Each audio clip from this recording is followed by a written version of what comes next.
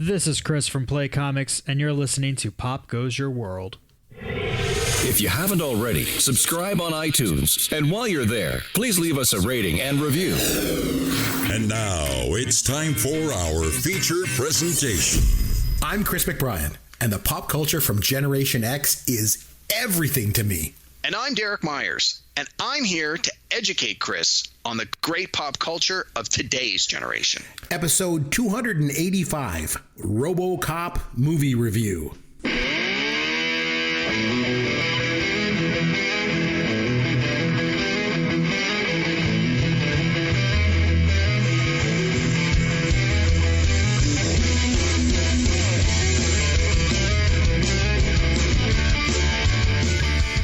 Chris McBrien along with Derek Myers, and this is Pop Goes Your World, the pop culture podcast for the generations. This week, we're going back to the year 1987. We're going to do a review of Paul Verhoeven's RoboCop.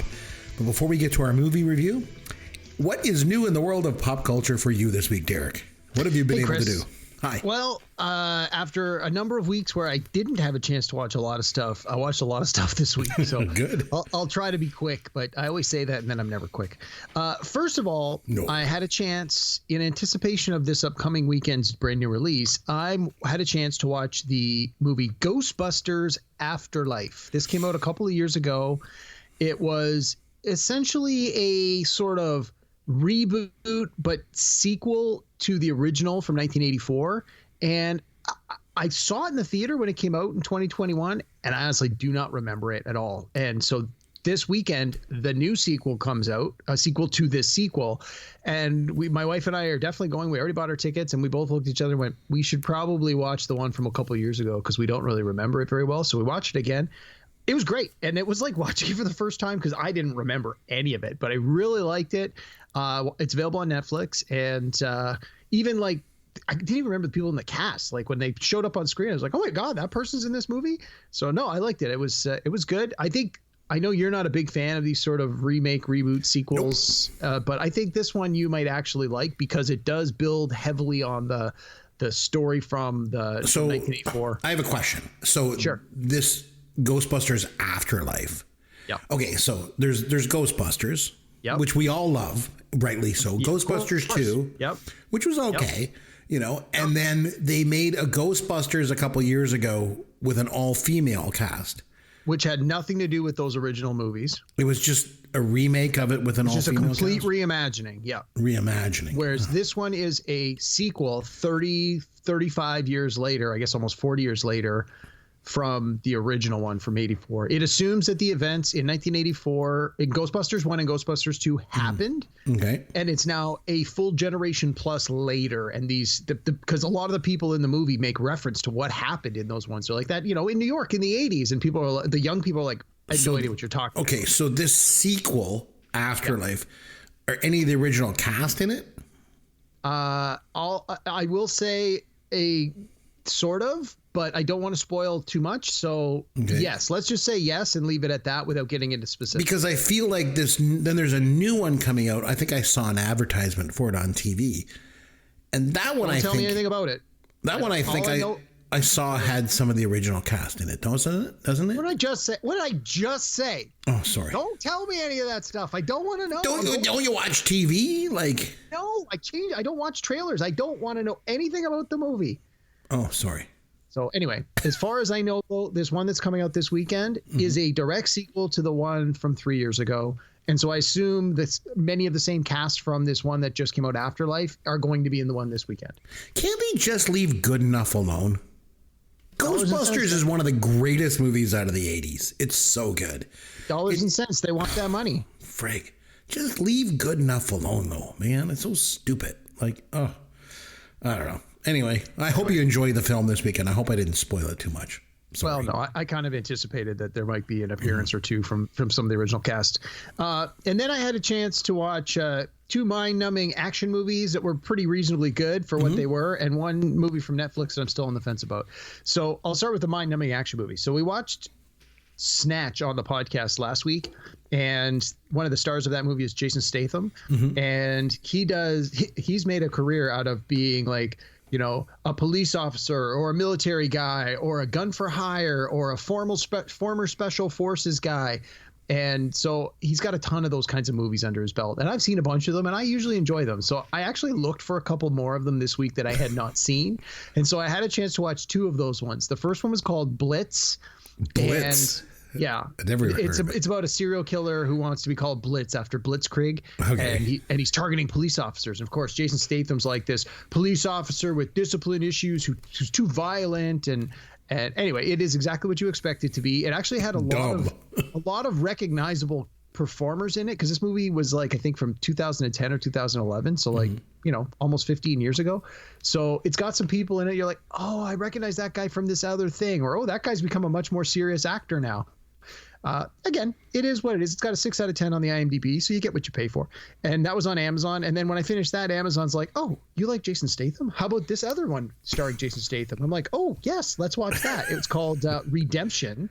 And I never heard of that one either. Surprise, surprise. He's a military special forces guy who does something unspeakable in Afghanistan, and then, drinks himself into a stupor because he wants to forget. Only innocent people start getting hurt, so he has to clean up his act. And as the title says with Redemption, he has to redeem himself by standing up for the little guy, where, when he was in the military, he just did what he was told, following orders. So, and I won't spoil it for you, but he kicks a lot of ass in this one. So, again, it's exactly what I was expecting, and I was very pleased with it. Again, it's another 6 out of 10 on the IMDb. If you like those kind of movies, they were both exactly what as promised. Like, I watched a trailer and I'm like, yep, that's what I want. So had a couple of Jason Statham movies. I thought they were both pretty good. Nice. And then the last real movie before I get to my documentary just dropped on Netflix a couple weeks ago, starring Adam Sandler, and it's called Spaceman. Did you happen to see this one in your Netflix lineup? Never even heard of it before. So it's based on a book called Spaceman of Bohemia. Again, don't really know anything about it or how new or how old it might be. But the premise is that Adam Sandler he does not play a comedy. Like, he's a serious actor in this. It's not a comedy. He's an astronaut that's been sent up. There's some phenomenon in outer space that you can see from Earth, this like purple galaxy thing that sort of appeared in the sky. So he's one of the astronauts from one of the countries that like sends a rocket ship out there to see, like, well, go see what it is. And so the movie starts where he's just arriving. So he's been in space by himself for, I think it's supposed to be like 18 months. And so you get the sense that he's starting to go a little cuckoo because his ship is not that great and things are breaking down. And he starts seeing things, and he starts to see like these alien forms. And it's like, you're supposed to, as the watcher, be like, are these real? Are there really aliens there? Or is he imagining and hallucinating these things? And it becomes an exploration of like, all the guilt he feels about doing bad things and leaving his family behind and prioritizing his work over his personal life. And, it's like a character study wrapped in a sci-fi kind of movie. But I'm still not sure if I liked it or not. I mean, it wasn't amazing, but I don't think it was garbage. And I know those are two sort of wide ends of the spectrum, but yeah, it's definitely not going to be for everybody. And I think I need another week to think about that one. But I have a hard time recommending it based on my first watch through. So it's not the first time that Adam Sandler's sort of done serious roles, like kind of with mixed results in the past. Did he do like Punch Drunk Love? And yeah, he was great in Punch Drunk Love. But I mean, he's done some more serious performances where he's actually done a good job. Like he was in that one where he was the basketball coach rather a couple of years ago, and then he did that one Uncut Gems a few years ago, which I personally couldn't get into, but he got raving reviews for it. So yeah, I don't think the Spaceman movie is going to be for everyone. It wasn't really my jam, but I've really been thinking about it a lot this week, trying to wrap my brain around it. Mm-hmm. So yeah, hard to recommend, but at the same time, if you're a fan of his work, I mean, it might not be a bad watch, especially you already got Netflix, right? You're not paying extra one. And then I had a chance to watch a shorter documentary.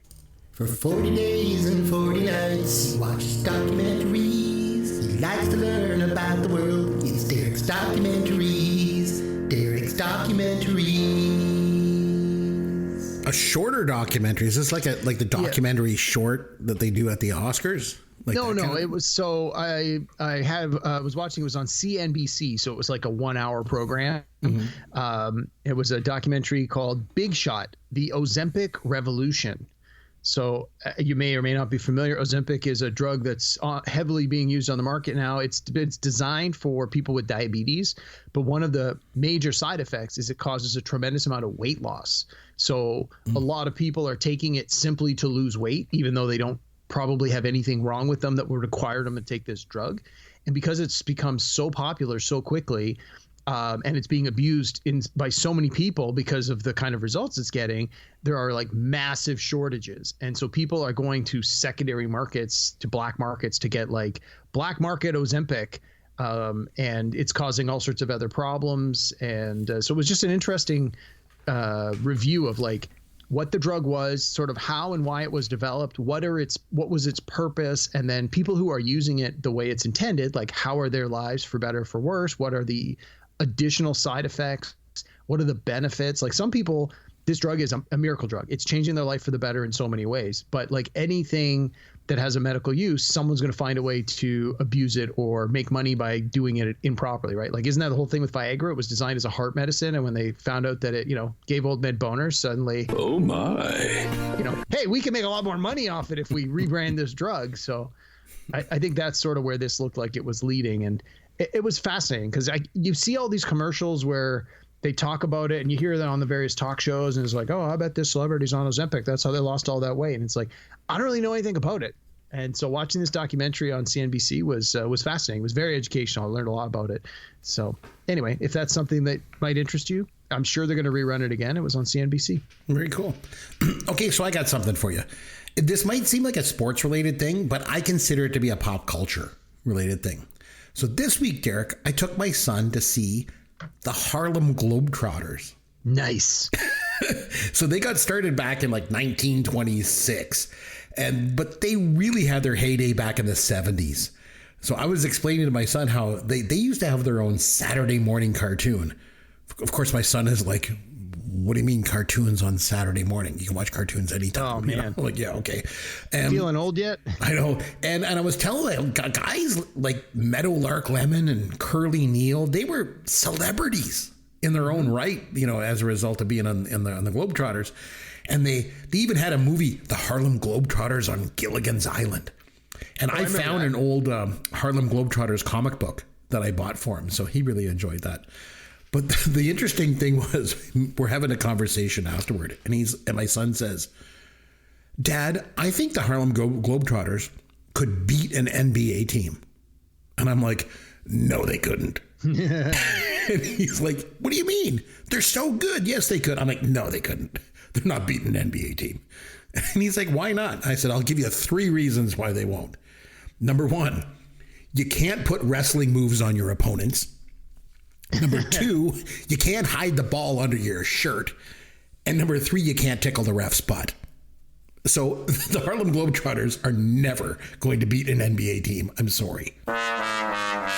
Here's your dad joke of the week. Derek, I thought since we were doing RoboCop this week that I'd do a cop joke for you. Okay. Okay. So this is like one of those jokes where I have to, like, it's like a story. It's not like I ask you a question with a punchline. Okay. So this cop pulls over this guy and he says, you're driving on the wrong side of the road.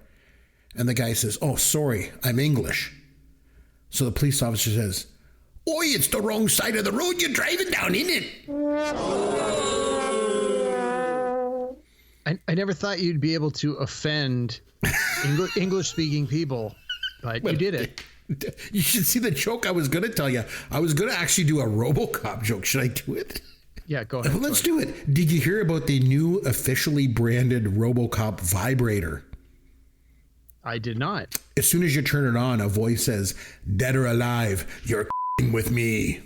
I mean, we love him, we hate him, we agree, we disagree. Freddie Mercury is the greatest singer who ever was. He is the greatest singer that ever will be. Some of the things in Freddie Mercury's real life were possibly X-rated. There is no way Rocky was a better movie than Taxi Driver. I love this idea. Probably the greatest film that's ever made. And I just picked it on a whim. And we can have a couple beers and we can play Escape from the Death Star. Walking in a winter wonderland. I try to pick something Christmas. This is a bargain trick question. So, Derek, before we get to the RoboCop movie, I just wanted to mention, I got some feedback regarding some of our wordplay last week when we reviewed the movie Snatch. Okay. So I personally thought we handled it pretty professionally. You know, when we did the pick the flick thing, like, I mean, we made, you know, some jokes and whatever, but, you know, I mean, it's not like we said, I like Snatch. I really like Snatch. You know, Snatch is good. But the thing was, like, there was mostly a bunch of guys in Snatch. Jason Statham, you mentioned, he was in Snatch. Brad Pitt was in Snatch a lot. Snatch was a little bit at times. But overall, I think Snatch was better the first time. So it's not like we said anything like that. That's probably all going to get censored out anyway. But anyway, I'd be shocked if it doesn't. So there's that. So okay, moving on to RoboCop. So I have a question. Had you seen this film recently? It came out in 1987.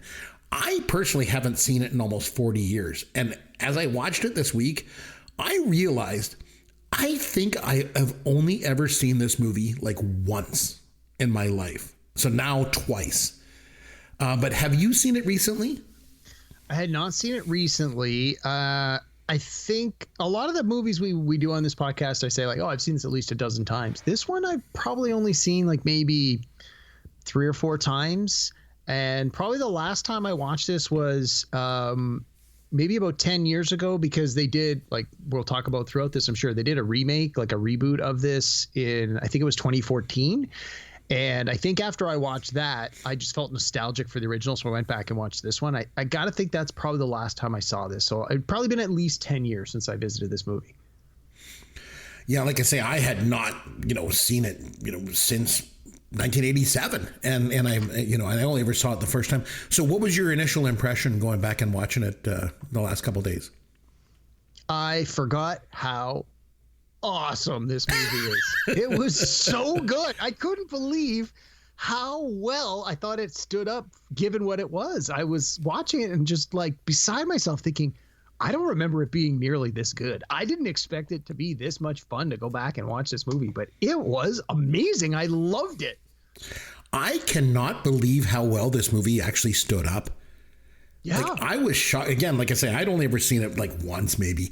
And watch it now, I'm like, wow, I think this movie is better today than it was in 87. I absolutely 100% agree. So much of what was satire and sarcasm in 87 that was not understood to be that is so much clearer now when you watch and you go, oh my God, of course that's satire. Of course this is, you know, whereas I think at the time, too many people just were like, it's a shoot 'em up with blood and guts, and they took it at face value. But I think with enough time and just the way the sensibilities have changed, you really, really get a good sense now of like what was really going on. It's more than just an action movie. There's a lot going on here, and I think that makes it so much better, especially on the rewatch. There is. It's almost like when we went back and watched They Live, and I'm like, it was such a good satire parody going on that I think at the time might have been lost on some people. I think the same thing here, and it's easy for that to get lost in a film like this because it's just wrapped up in so much violence.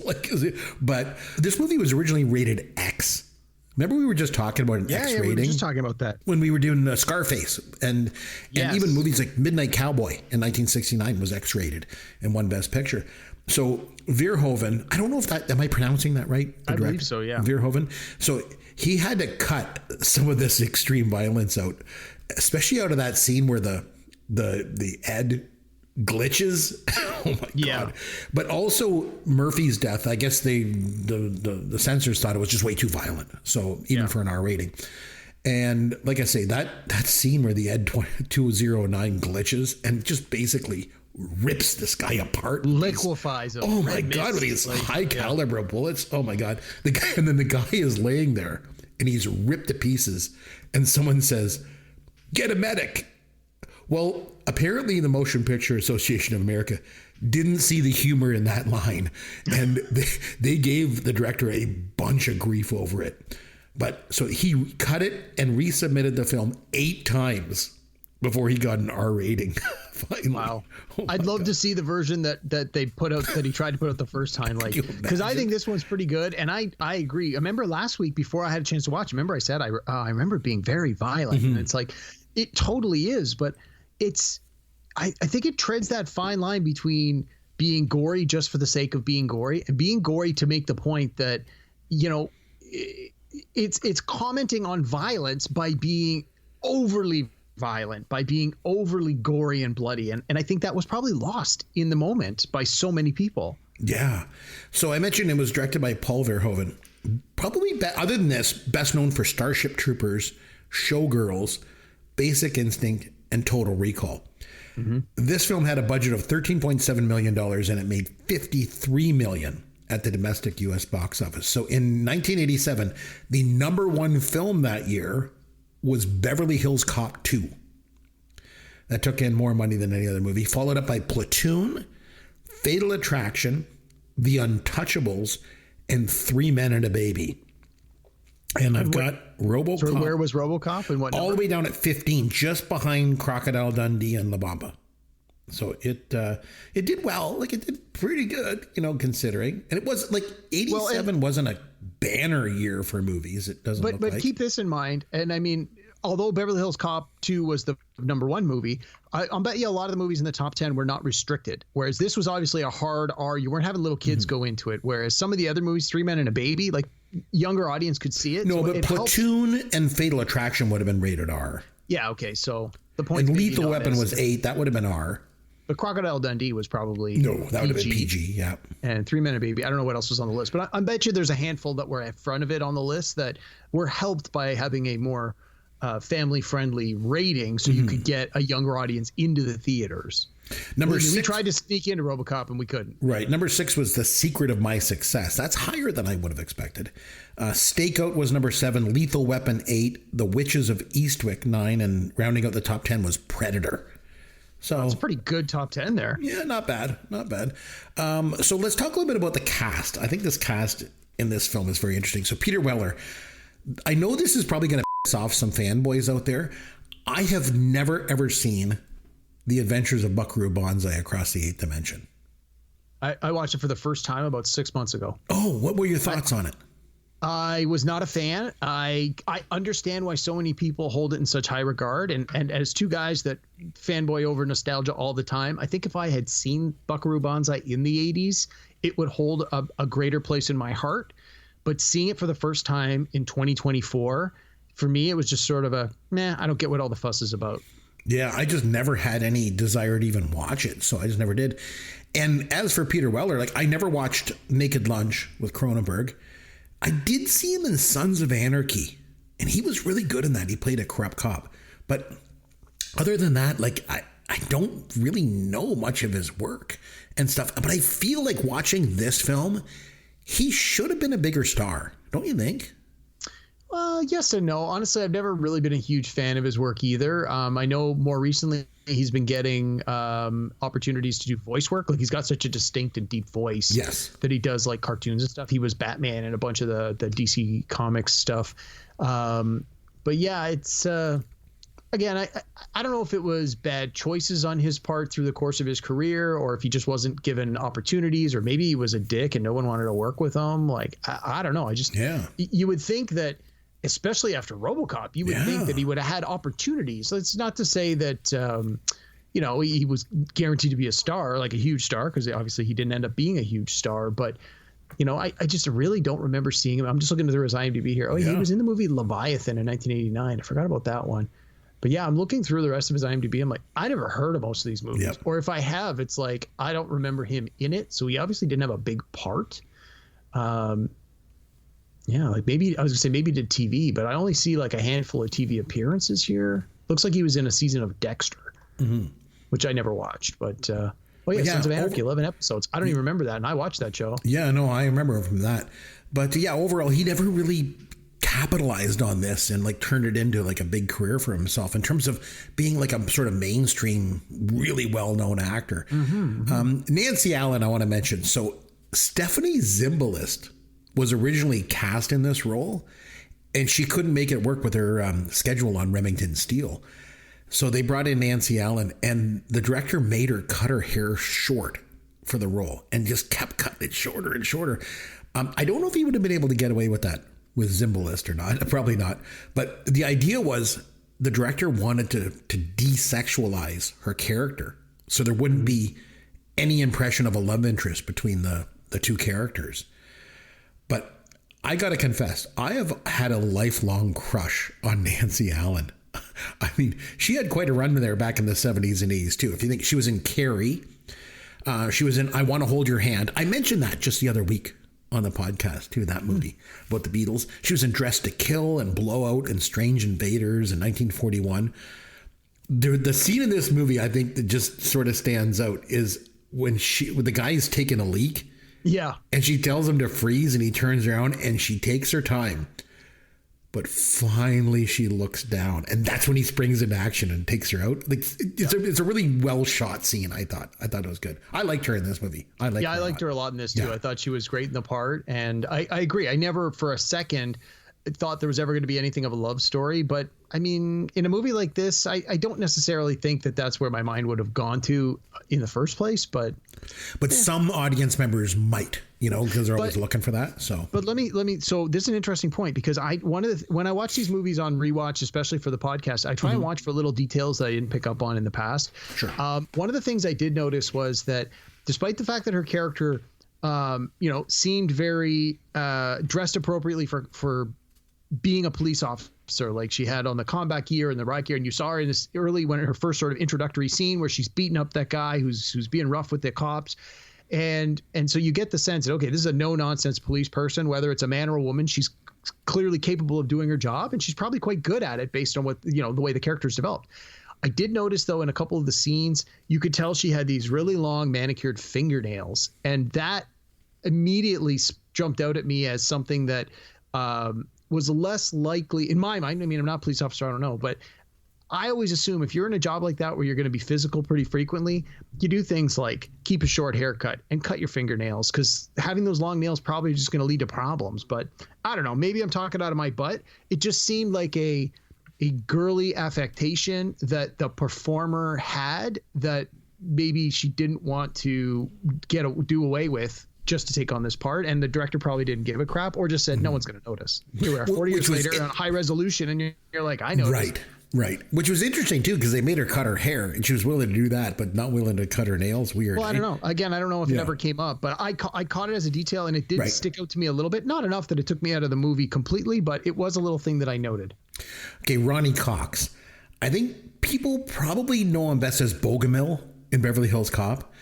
I liked him in Deliverance, and there was this film that came out in 1981 called Taps that I've always really liked. I used to like watching on the movie channel when I was a little kid. He was really good in that one too. I thought he was really well cast here. That's what I thought. For the longest time, I had no idea what his actual name was. And whenever we had to talk about him, someone would just be like, that guy, Dick Jones, I work for Dick, the guy from RoboCop. And you're like, oh yeah, I totally know that guy. It was a long time before I learned, that his real name is Ronny Cox. And then he was in 2 episodes of Star Trek: The Next Generation, where he became the temporary captain of the Enterprise. And that was when I was sort of like, wow, like this guy's really good. Like he was able to really, I thought that was a really good portrayal, even though it was only for a couple of episodes and a relatively small part. But no, I mean, he was good in Beverly Hills Cop 2. Not that he was, 1 and 2, but he's decent, and he was really good in this. Yeah, I thought he was like the epitome of this sort of satirical capitalist at all costs businessman. Stuff. I thought he was good. I liked him. Yeah, absolutely. Another guy I thought was really good was Kurtwood Smith. Oh, so good. Probably best known to everybody as Red from the 70s show. The dad from that 70s show, yeah. Man, he is one hell of a badass bad guy here. So, man, I thought he was great. Now, he started off his career acting with like small guest spots on TV. He did like Soap and Lou Grant and stuff. But like he would not be my first choice. I wouldn't think if I was a casting director to be a bad guy. But he was great as the bad guy here. I can't totally believable as the leader of the bad guys here.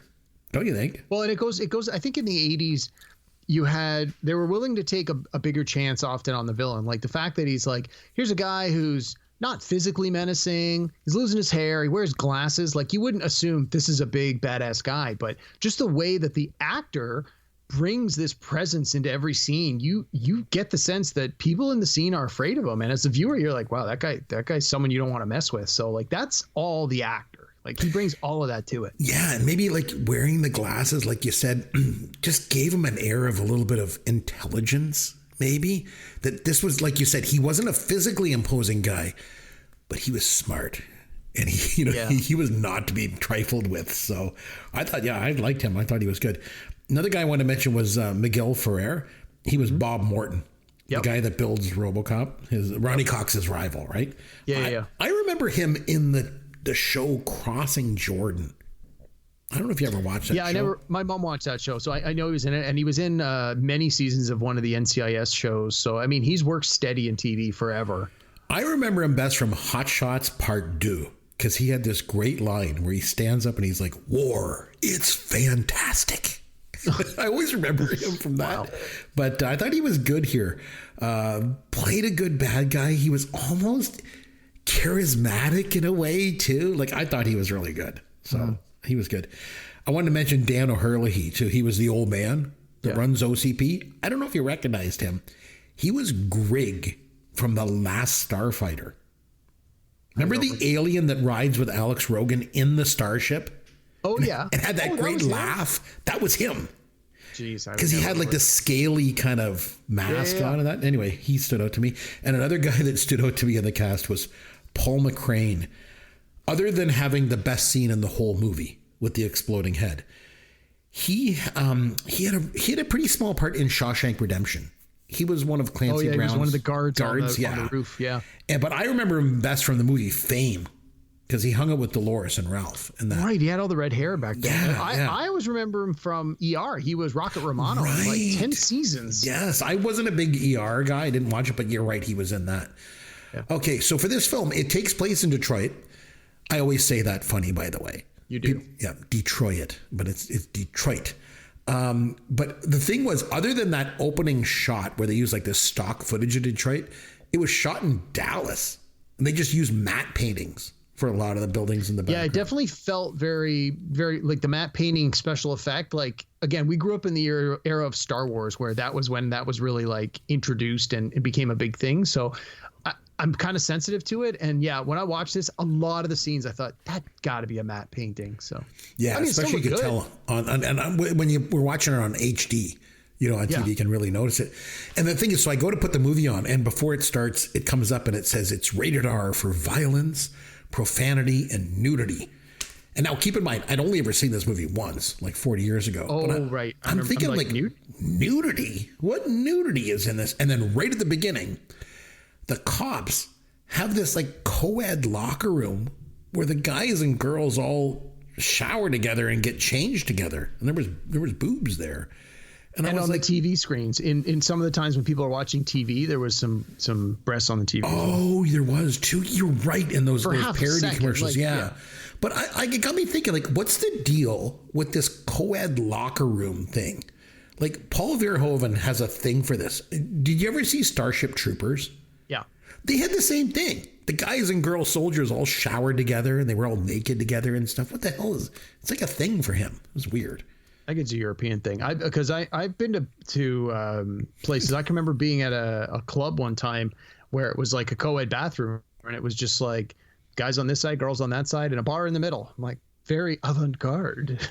but they weren't having showers together. No, but it was weird. I think it's that European sensibility. Yeah, everything. Whenever there's like nudity or like things, that's European.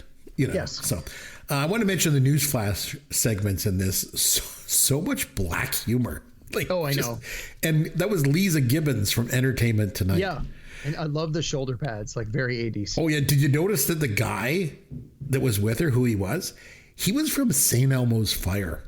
You remember when Rob Lowe takes a job watching the house in St. Elmo's Fire, and he's in the hot tub with the hot girl, and the guy comes home early, and he's like, Kim, you weren't supposed to be back till next week. That was this guy. He was Kim in that scene. I'll take your word for it. So I only saw that movie once. I didn't care. Oh, okay. So if you've seen that movie a lot, you'll know who I mean.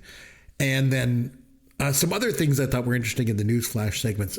Lee Iacocca Elementary School. Yeah. That was pretty funny because Lee Iacocca was such a big deal in Detroit back in the 80s.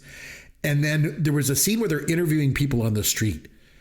And the one guy with this frizzy perm haircut, he was like all burnt out. He looked a lot like Eddie Van Halen.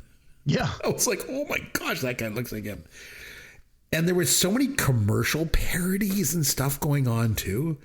That, remember there was a commercial for that game. It was called like Nukem. And it wasn't Parker Brothers. It was like the Bradley Brothers or something, where it was like a combination of the Milton Bradley and Parker Brothers. It's like, okay. It's this family like playing like global thermonuclear war as a board game. They're like, you haven't dismantled your MX stockpile. Well, Pakistan's threatening my border. He's like says to his son, like, that's it. No more military aid for you, Buster. And then there was all those commercials where there was a thing where the guy says, I'd buy that for $1. That seemed to be a recurring bit. I think it was supposed to be like a running TV sitcom they were watching. That's why you kept seeing it. It's everyone was just watching a different episode. And the car too was the 6000 SUX. SUX sucks. Yeah. They even offer that when he's like, when the guy's holding them hostage at the beginning, and he's like, I don't want a car with really crappy gas mileage. And the guy's like, how about the 6000 SUX? And like, so it's referenced a few times in the movie. Oh yeah, he keeps coming up, and then the one guy even gets one in the bad guy. Oh, you're right. He goes, hey, he's got the same car as you, and then he blows it up. Blows it up. Military. Yeah. So I want to mention the Ed 209. We touched base on it. So I don't know if you're a big fan of South Park, but in season 4 of South Park, there was a Halloween Haunt episode with Korn when they come to town, and the boys all get dressed up in their Halloween costumes, and Kenny is the Ed 209. It's like a perfect costume. Yeah. Which is so funny because Kenny's poor. He could never afford like this elaborate costume as part of the joke, right? But what are your thoughts on the stop motion animation for the Ed 209? Because it's you could look at it and go, well, this is kind of dated. You know, now that would all be done with CGI. But what are your thoughts on it? I have some pretty strong thoughts. I loved it. I thought it was great. It definitely, it looked like what it was. It looked like stop motion, but it worked great. It was more of a practical effect. So I think it really helped sell it. And I think it was a combination of, there was like in some scenes, it was clearly a stop motion model, whereas in some scenes it was clearly a full to scale model. And I think being able to intercut between those in sort of a very short, like in a 2-minute sequence, you'd sort of go back and forth. It really helped to sell it. And, again, it's a relic of an age gone by. You don't see that in the movies anymore. What I was curious about, and I've been seeing a lot of this on like YouTube and stuff, is people go back to those old movies with the stop motion, and you can apply like digital filters on it so that it's just a little bit smoother. I kind of want to see how this looks with that, because the few examples I've seen online are outstanding. And so I think that kind of little technology that's 40 years later that goes back and touches it up might just push it over the edge and make it that much better. I didn't even know that was a thing that they could do that. It's pretty slick. Yeah. Amazing. Anyway, so what are your thoughts? I thought it looked great. Yeah. I was like shocked because when it first started, I thought, it's stop motion animation, but it just works. And I'm like, oh, how's this going to hold up? Oh man, it was fantastic. And then I was looking it up, and the special effects were actually done on a Commodore Amiga computer. Wow. Now, I don't know if that's a big step up from the Commodore 64. I don't know. I don't remember. I'd hazard a guess. I think it was a newer generation than that, but. And then there was one scene too I noticed, because I was really watching the stop motion animation. There's one scene where RoboCop is fighting it kind of near the end, and you can see where RoboCop is briefly stop motion animated as well. Like they didn't just sort of mat him in over it. Mm-hmm. So I thought it was quite good. I thought it worked really well. Yeah. Let's talk a little bit about the violence in this movie, because you mentioned it. Oh my God. That scene when they kill him and they shoot his hand off. That's the first time I think we really see the violence. With Murphy, I'm like, kill him. You got to be more specific. There's a lot of that happens in this movie. When they kill Murphy and they shoot his hand off, and then they shoot his arm off. Like, and then we mentioned already when Ed 209 glitches and basically eviscerates the guy. And then I love the old man's comment, I'm very disappointed. Like, he's not freaking out like, oh my God, a guy got murdered. It was like, his reaction is just so perfect. And again, that's the satire coming through, where it's like this, the fact that the guy was brutally, violently murdered in front of him doesn't faze him. He's more concerned about the losses to his bottom line. I'm very disappointed. And then he starts talking about how this is going to be a big setback and they're not going to be able to build their new future city. Like it's it's just such an interesting commentary on the violence and the murder and the killing versus the profit and the dollars and the cents. And it's so much more relevant today, or so much more apparent today. It is. The toxic waste scene. Mm-hmm. My God, I was in shock watching it. And I'd seen this before, like years ago, and I did remember that. But when he gets the toxic waste on him, and he's like, his skin is like dripping off of him, and it's like his whole mouth and everything is like drooping down. And then here he's like walking, he's like, help me. And the other guy's running away from him. And then when he gets hit by the car, oh yeah, what the hell? It was like something on a scanners. Yeah, it just liquefies, his head explodes and everything. I'm like, oh my God. And then also when RoboCop, I thought was interesting at the end when the police force step in and they're like basically unloading like thousands of rounds of ammo into him. Not one bullet hits him in the exposed part of his face. Yeah, I thought that too. That's the Batman joke, right? It's like no one ever shoots Batman in the jaw. They shoot him where he's all armored and padded. And it's like, you just have to accept that's part of the movie. The scene too, when they're on the street, the bad guys are like, and there's like lots of like looting and everything going on. And there's all these explosions when they bring out those like anti-aircraft guns or whatever, those missile launchers. The explosions were so close to the actors, Kurtwood Smith and the others, they actually got stuntman pay added to their contracts. Wow. Probably just to avoid any lawsuits. Who knows? But like, again, now that would all just be CGI'd. Back then, there was explosions going off on the street. Yeah, right? Of course. And another thing I want to mention, going back to the cast for a minute, the actor that played Joe Cox, when I first saw him, I was watching, I'm like, is that Keith David? You know the guy from Platoon and Escape from New York? Yeah. And They Live? But it was an actor named Jesse D. Goins. Sorry, playing which part? Joe Cox, the guy, remember the one bad guy that was taking the leak when Nancy Allen? Oh. I was like, I thought it was Keith David. I was like looking at him, but not to be confused with David Keith, of course, the guy from Officer and a Gentleman that hangs himself. But Keith David, man, that guy's been in a lot of stuff, eh? God, one of the most prolific working actors. Like, and again, he does a lot of voice. He's got such a fantastic voice. Yeah, he does a lot of voice work, especially now. He's on tons of stuff. Anyway, that wasn't him. But I want to talk a little bit about the RoboCop design because I think it's pretty cool. So I guess the suit, they create this suit for the movie, and it only shows up right before they start shooting. And Peter Weller had worked with a mime artist to try and come up with like these fluid movements to use in character. Well, all that flew out the window when he put on this suit and he could barely move in it. It was so heavy. So I thought that the suit was, it's one of the most iconic parts of the film, I guess, eh? Yeah, and I like how they introduce it where you don't get a full-on view of it. You hear him walking, you see his silhouette, you see his foot, you see his shoulders, and then you see him in a monitor that's panning around. Then you see him sitting. Like, you don't actually see him like full on right away. It's like they tease it to you a little bit at a time, a little bit at a time, a little bit at a time. So then when you do see it, it's like you sort of know what to expect, but it still has that like, oh my God, look at this. But I thought I remember reading somewhere that one of the reasons that they ended up casting Peter Weller is because he was already thin enough that they knew they could, because they knew they had to build an exoskeleton around whoever the performer was. Mm-hmm. And I was reading some of like the casting what ifs and who they wanted. And they were, in the 80s, think about who your biggest action stars were. It's like Arnold Schwarzenegger and Sylvester Stallone. I mean, those guys are both pretty broad shoulders and big chests. Like if you're going to then put body armor and padding and a suit on top of them, it's going to be massive. Yeah. Like they're already big dudes, but can you imagine that? So they needed a guy that was a little slimmer. Like they wanted someone who was tall and skinny, because then when they put him in the RoboCop suit, his proportions are exaggerated, but it's not ridiculously exaggerated. And I thought it worked great. I thought the head movements reminded me of the Terminator. Oh, for sure. There were scenes where Schwarzenegger would be driving in the Terminator and his eyes would move and then his head would follow. And then his eyes would move and his head would follow to give it that kind of robotic look. And I felt that RoboCop kind of did that as well. I thought it was pretty good. I thought it was pretty cool. It was very influential, this movie, obviously, because it spawned quite a few sequels. I haven't seen any of them. It spawned a TV series. I remember seeing that TV series being shot around Toronto when I lived there.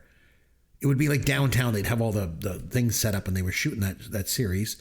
And wasn't there a remake or something made recently? Yeah, they did. Yeah, I was saying that earlier. It was like a complete reboot. And I want to say it came out in 2014. And it had a big cast. And I remember seeing it in the theater going, this is interesting, but you didn't have to call it RoboCop. Like, obviously they did because they wanted to bank on the nostalgia of it. And they wanted to get people in the theater simply because they were already familiar with that franchise. But it was an interesting and slightly different take on the whole thing. So it was one of your reimaginings, I guess? Yeah. I haven't. I only ever saw it the one time in the theater when it first came out. But now that I've gone back to watch this one, I think I'm going to make a point of watching that reboot probably in the next month or two, just while the details of this first one are still fresh. Well, I'm glad that you have enough time on your hands you can do that. Let me know how that works out. Have you seen any of the sequels to this? Because I think there was like RoboCop 2 and RoboCop 3 maybe? Yeah, I definitely saw part 2. I definitely saw 2 and 3. I think I might have watched part 2 twice. Like, I think I may have saw it in the theater because by then I was old enough to go and see it by myself. And then we probably watched it when it first came out on video. Again, it was not great. And RoboCop 3, I watched one time. I think, if I remember correctly, I think Peter Weller was RoboCop in part 2. And then in part 3, I think they recast him as like, he didn't want to come back. And that's always a bad sign when your star doesn't want to come back. Obviously, they're either he wants too much money or the project is terrible, or a combination of the two. Right. And it was, from what I remember, it was pretty horrible. Anything else you want to talk about in this film before we rate it? No, I think this is one of those cases where we both actually really liked it. Yep. We have we joke about how a movie that we both agree on is kind of boring radio, but no, it was fun to go back and watch a movie that that is so much older.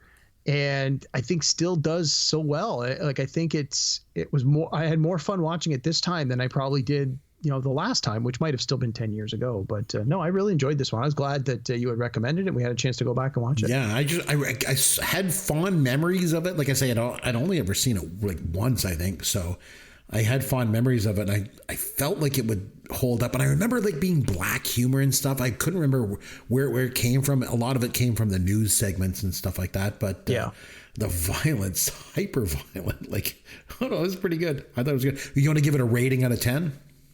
Probably somewhere between an 8 and an 8.5. It was really good. I really liked it. Maybe I'm probably going to go with an 8.5. I think I'll give it an 8 out of 10. I thought it was quite good. About the same. Yeah, no, I thought it was good. All right, what do you say on that note that we have some fun with Caveman? All right, since it was my movie, it is over to you, my friend. What have you got for us? All right, so we're going to play a modified version of Pick the Flick. Pick the flick. Yeah, pick the flick. You get the synopsis, then pick the flick. You get the year, pick the flick. All right, so take it away. All right, so this is a modified version of Pick the Flick. Right, sure. So RoboCop, as we just said, was remade into a reimagined, not a sequel, but like a reimagining. Okay. Many years later. So the original came out in 1987, as we just talked about, and the reimagining came out in 2014. This is a very popular trend that we see happening more and more. And we even referenced a few of them in our show here tonight. I went back and made a list of a lot of movies from the 1980s that have had remakes or reimaginings in the years to come. And so what I'm going to do is I'll read you the description. I'll even give you the year. All of them are going to be from the 80s, the original, and all of them have had a remake. And I just want you to tell me the name of the movie. And in both cases, the remake is named the exact same thing. Okay. So no. So this is an 80s movie that has been remade. That had a remake or a reimagining sometime later. Okay. All right. So the first one from 1980, I'll read you the description here. The movie chronicles the lives of several teenagers who attended a New York high school for students gifted in the performing arts. Oh, that's Fame. Right, which we actually already talked about. Yeah. So the original was from 1980 and the remake was in 2009. All right. This one's from 1981. I don't even think I knew that they did a remake of Yeah, a Fame. lot of these I didn't even know. I just went to a website that had a giant list, and I was kind of shocked at how many there were. Wow. All right. So the next one, the original is from 1981. Okay. A hero of legend must battle monsters to save a princess. Oh, this was Clash of the Titans. Yes. They just remade it with a bunch of CGI crap in it. Yeah. Yeah. The remake came out in 2010. Didn't see that one. All right. From 1981. Okay. The original from 1981. Again, in my wheelhouse. Yeah, I made sure these were all from the 80s. The originals are all from the 80s. Nice. And by the way, and the descriptions I'm giving you are all the descriptions of the ones from the 80s. From the 80s, Sometimes the new one is a little bit left of center. Right. Okay, so 1981, an alcoholic billionaire playboy must marry a woman he does not love, or he will be cut off from his fortune. But when he falls in love with a poor waitress, he must decide between love or money. I really liked this movie a lot. It's Arthur. It was, yes. And they remade it with like Russell Brand or something. So in 2011. Dumb. All right. 1984. Okay. A city teenager moves to a small town where rock music and dancing have been banned, and his rebellious spirit shakes up the populace. Well, I know it's Footloose. Yes, it is. And I think it was remade with, I shouldn't know this, but wasn't it like... I think it was Zac Efron or something. Efron, like that. that's it. Yeah. Okay, yeah. Yeah, so the remake was from 2011. Dumb. All right, 1984. Okay. World War III has begun, and a group of teenagers band together to defend their town and their country from the invading Soviet forces. Oh, what was the name of that one? Oh, shoot, I can't think of it. So, what is it? It was Red Dawn. Red Dawn. Yeah, they remade Red Dawn. Why? The whole point was that the Russians were the enemies. Now with all these, they think the Russians are our friends. Yeah, well, the remake was in 2012. Okay. All right. From 1982, a spunky young orphan is taken in by a rich eccentric, much to the chagrin of the cantankerous woman who runs the orphanage. That's Annie. Yes, it is. They remade it with like Jamie Foxx or something, didn't they? They did. They actually did two theatrical remakes, one in 1999 and another in 2014. I believe the 2014 one was with Jamie Foxx. Wow. Jeez. All right. From 1987, a caretaker must battle her way through the big city after being stranded there with the kids she's looking after. Adventures in Babysitting? Yes. They remade that?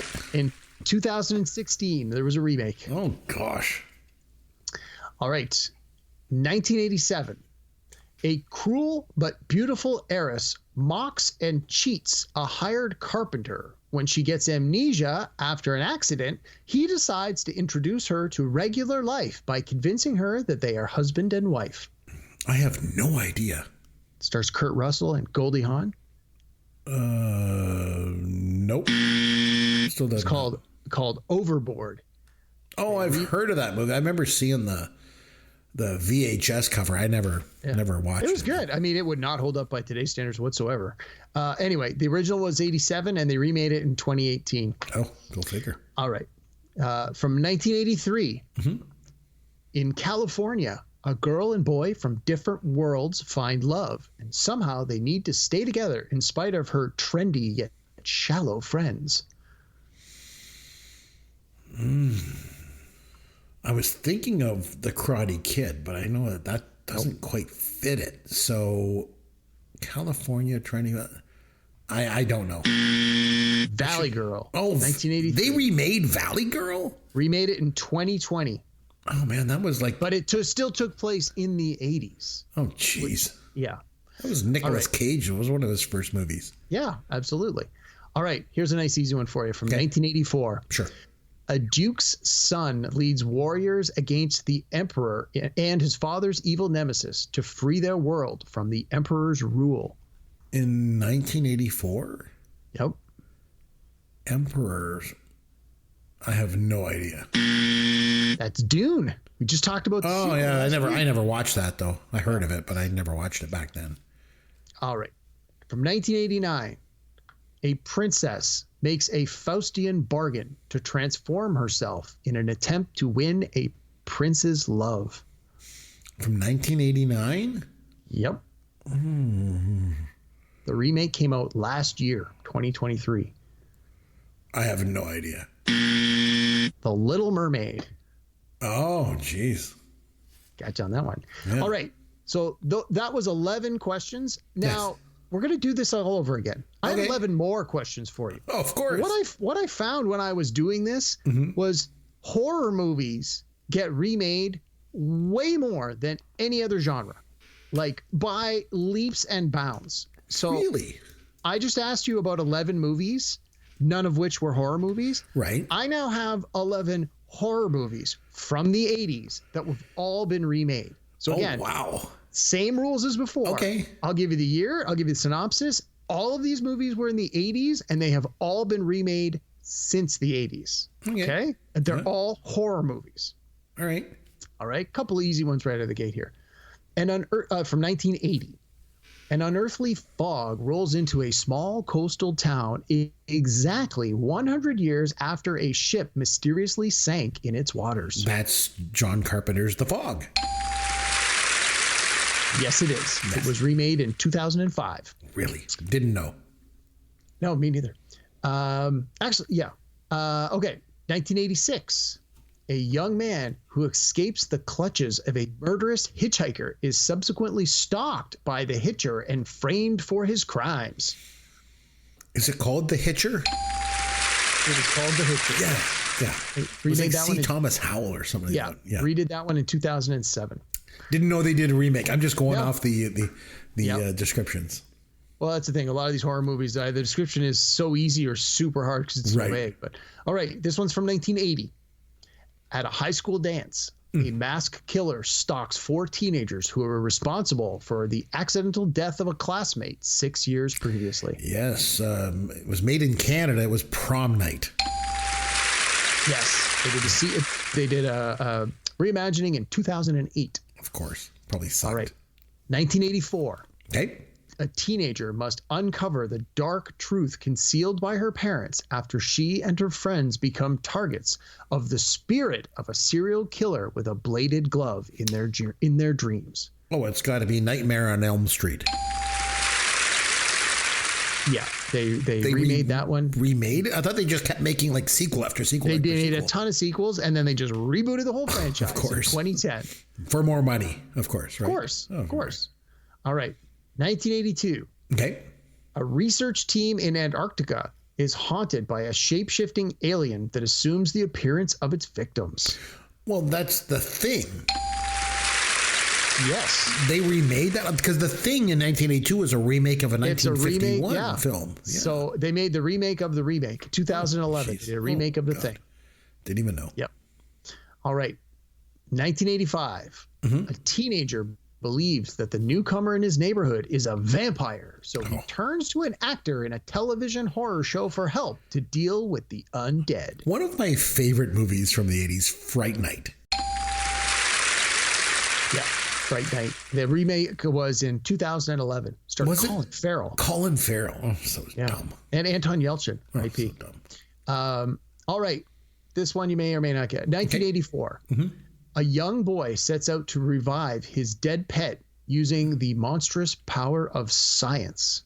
Pet Cemetery? No. Oh, it sounds like it. It does sound like it. What? I don't know.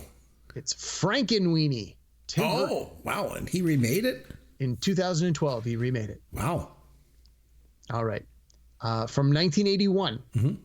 5 friends travel to a cabin in the woods where they unknowingly release flesh-possessing demons. Is that The Hills Have Eyes? No, it's not. Well, it might be, but that's not the one I'm looking for. I don't know. It's The Evil Dead. They remade that one in 2013. Wow. All right. This one's from 1982. A family's home is haunted by a host of demonic ghosts. It sounds like Saturday the 14th. It's not. Okay, what is it? Not a comedy.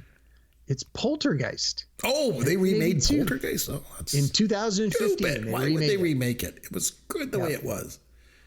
All right. 2 more to go here. Okay. This one's from 1989. 89, okay. After tragedy strikes, a grieving father discovers an ancient burial ground behind his home with the power to raise the dead. Is that Pet Sematary? That is Pet Sematary. Okay. All right. Nice. All right. Last one. 1988. A struggling single mother unknowingly gifts her son a doll imbued with a serial killer's consciousness. Child's Play. Yep. They remade that one too? 2019. And I think there's now going to be a sequel to that 2019 one coming out shortly, if I remember correctly. This has been an eye-opening exercise for me because I didn't realize almost any of probably 90% of these I didn't even realize they had remakes because that's me and the way I am. So So you were always, when you say like, hey, they remake everything, they really do remake everything. I couldn't believe how long the list was. Those were just some of the ones from the 80s that I figured that there was a ton I didn't even use. My gosh, I tell you, crazy how much that they do remake. When is Hollywood just go with the original ideas? Quit remaking stuff. And then when they're not remaking stuff, then they're going back to the beginning of the show. Like you mentioned, they're just doing sequels 40 years later. So stupid. Oh, man, I tell you. That's just me. I'm the old man. Get off my lawn. I'm just miserable. So, okay, so Derek, we're going to take a couple of weeks off. We got some vacation time coming to us. We've been working hard around here. We need some time off. So we're going to go down south because, we're Canadian. It's cold. We want to go down south, get a little bit of warm weather. So we're going to go away for a couple of weeks. So we'll come back and not together in case people are curious. No, of course, no. Separately planned vacations that are both sort of happen to be going in sort of the same direction. Yeah, sort of the same area, but we won't be going together. But we're going to take some time off around here. It's going to take a couple of weeks. I'll try and put together a couple of best of shows. Awesome. To fill the gaps. I'll do my best to do that, and we'll get our producer involved in that as well. But until then, I'll tell you what, we'll say. I'm Chris McBrien. That's Derek Myers. And we're saying thanks for taking the time to listen to Pop Goes Your World, the pop culture podcast for the generations.